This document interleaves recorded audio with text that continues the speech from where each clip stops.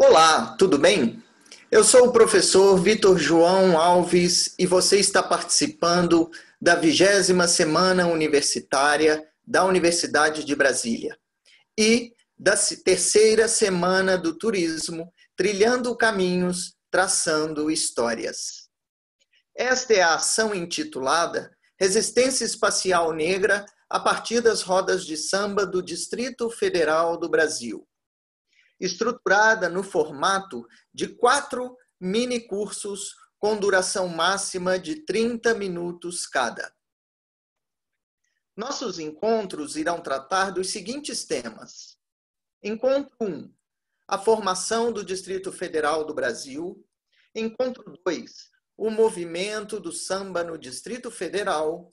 Encontro 3, as rodas de samba democráticas e Encontro 4, Resistência Espacial Negra a partir das rodas de samba.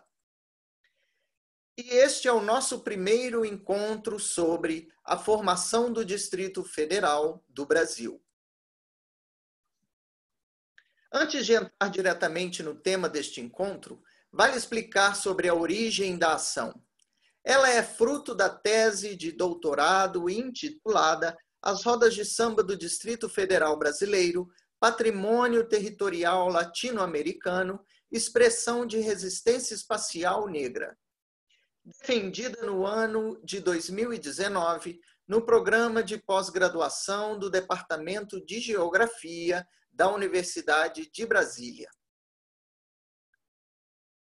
Sob orientação do professor doutor Everaldo Batista da Costa e co-orientação da professora doutora Ilia Alvarado Ciso, da Universidade Nacional Autônoma do México. A tese propõe compreender a natureza e definir as territorialidades das rodas de samba do Distrito Federal Brasileiro, a fim de reconhecê-las e ativá-las popularmente como patrimônio territorial latino-americano. Assim, ela parte da análise da formação territorial na América Latina, seguindo para uma interpretação dos principais eventos ocorridos no território brasileiro até a constituição do Distrito Federal, os quais imprimem um caráter singular à formação socioespacial brasileira. No nosso primeiro encontro, então, trataremos a formação do Distrito Federal do Brasil. O Distrito Federal Brasileiro é entendido como síntese do projeto geopolítico nacional, iniciado com Getúlio Vargas e consolidado por Juscelino Kubitschek, de mudança da capital federal, na cidade do Rio de Janeiro, para o interior do país. Nesse período, toda a América Latina passava por fortes processos de mudança, desde econômica, ecológico-demográfica, social, cultural e política. Foi a partir do plano de metas do governo de Juscelino Kubitschek que essa proposta de centralização do poder se efetivou, objetivando um planejamento em prol da industrialização e da modernização, a fim de fomentar a acumulação de capital nacional em uma escala monopolista da economia. Costa e Stenck, em artigo intitulado Brasília, Metassíntese do Poder no Controle e Articulação do Território Nacional, explica 3 importantes fatores que estimularam a mudança da capital do Rio de Janeiro para o interior do país.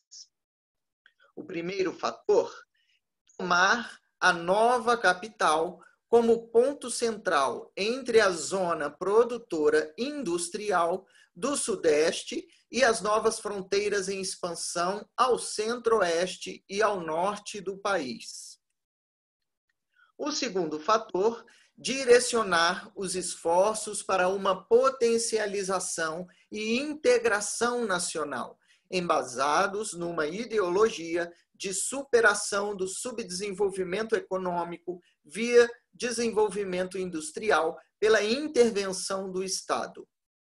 E, por fim, o terceiro fator, influenciado pelo pensamento de segurança nacional, alcançar a expansão das fronteiras territoriais numa integração mais ampla do território. Portanto, Brasília foi definida de forma planejada, geográfica e estrategicamente, a fim de atender aos interesses e articulações do próprio Estado. Ao se estabelecer como centralidade regional, Brasília se projeta numa estratégia nacional de controle e articulação do território, por meio de uma rede infraestrutural controlada e encabeçada pelo Sudeste. Para Milton Santos, em sua obra O Espaço do Cidadão, na página 130, a construção de Brasília é a ocasião para que aconteça um novo pacto territorial. Ela se inscreve em um movimento de modernização de um país, cujo território devia se equipar de um modo adequado à enorme mudança programada pelo Estado. Motivados pela política governamental de incentivo à migração de Kubitschek, um grande contingente de imigrantes chegou no Planalto Central brasileiro de várias partes do país. Originários do Nordeste, de Minas Gerais, de Goiás e do Mato Grosso, a partir do dia 3 de novembro de 1956, ergueram-se as primeiras moradias para se instalarem. Assim, no ano de 1957, surge a primeira centralidade urbana da nova capital, denominada Cidade Livre, hoje chamada Região Administrativa Núcleo Bandeirantes. Tanto nas abordagens de Vicentini como nas de Silva, pode-se inferir que o ritmo de trabalho era intenso. Os turnos chegavam a ser de 14 a 18 horas por dia. As condições de vida dessa população eram intensamente precárias. Ritmo de trabalho intenso, salários baixos, condições de moradia e alimentação inadequadas, altos índices de acidentes de trabalho e moradia, além de abusos de autoridade e extorsões físicas e morais. Com o término das obras, os candangos seriam compelidos a deixar o Distrito Federal por meio dos sucessivos programas de retorno de imigrantes implementados a partir de 1963. Esses programas tinham como objetivo conter as ocupações irregulares e as construções de favelas ao redor do plano piloto. Os que resistiam no território eram removidos para localidades distantes da centralidade urbana, cerca de 12,50 quilômetros em assentamentos construídos a partir de 1958 e intensificados na década de 1960. A demanda por habitação para as populações que resistiam aumentava e foi respondida com a segregação.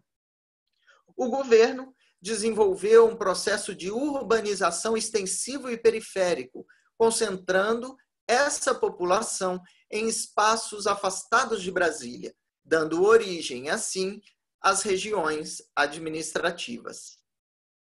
Nessa imagem, podemos observar as 31 regiões administrativas que compõem o Distrito Federal brasileiro. As regiões administrativas foram criadas a partir das políticas governamentais de assentamentos de população de baixa renda na periferia. Em diferentes momentos da construção de Brasília, inúmeras populações foram transferidas em massa para essas áreas. A primeira delas a ser constituída foi Taguatinga, no ano de 1958, antes mesmo da inauguração da capital. Na década de 1960, em razão do forte contingente migratório e pela política de implantação dos grandes conjuntos habitacionais, foram surgindo os núcleos Gama, Sobradinho, Guará e Vila Buritis. Esse movimento continuou durante a década de 1970, quando se originaram as regiões de Ceilândia e Varjão. Importante também ressaltar que nesses núcleos urbanos não havia nenhuma infraestrutura comunitária nessa época. O período de 1990 aos dias atuais caracteriza-se no território federal o processo de metropolização. Apesar de não tão intenso quanto em momentos anteriores, a ocupação urbana ocorreu com as práticas de expansão ofertadas pelo governo do Distrito Federal e a constituição de parcelamentos por agentes imobiliários particulares.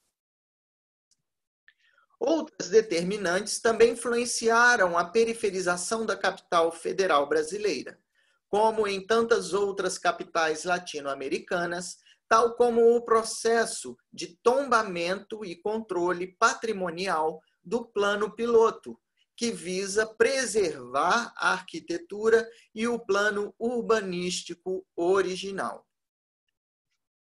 O fenômeno de tombamento e patrimonialização do plano piloto, hoje reconhecido e inscrito na lista do Patrimônio Mundial como bem singular da humanidade, intensifica a segregação espacial e social da população de menor renda, isolando-a ainda mais para as regiões administrativas. Hoje, o Distrito Federal brasileiro constitui-se de 33 regiões administrativas, instituídas pelo governo do Distrito Federal.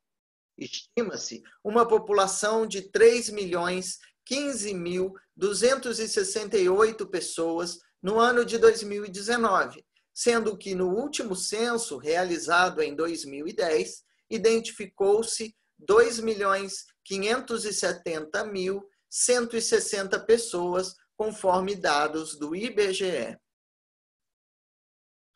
Portanto, Brasília é considerada por muitos autores uma cidade polinucleada, ou seja, um grande conjunto urbano que constitui um único município, mas que possui vários outros núcleos.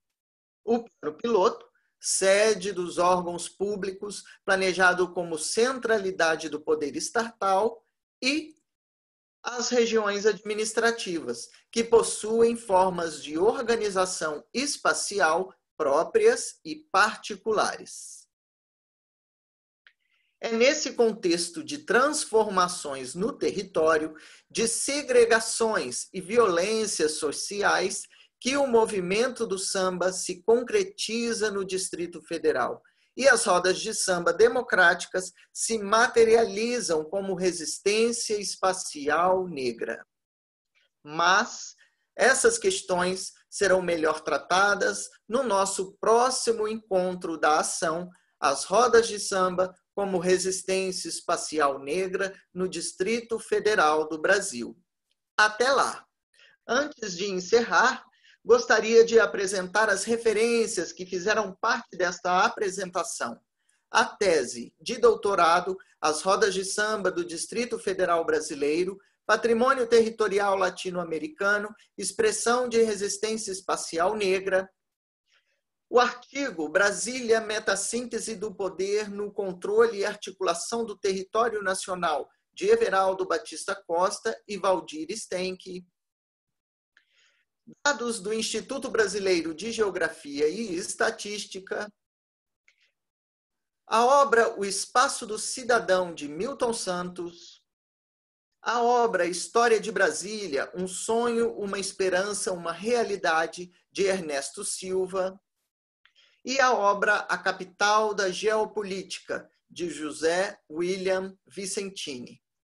Aproveito para deixar os meus agradecimentos à Universidade de Brasília, ao Centro de Excelência em Turismo, ao Departamento de Geografia, ao Arquivo Público do Distrito Federal, ao Museu Vivo da Memória Candanga, ao Grupo de Pesquisa CNPq Cidades e Patrimonialização na América Latina e Caribe e ao CAP CNPq pelo apoio e suporte durante a pesquisa.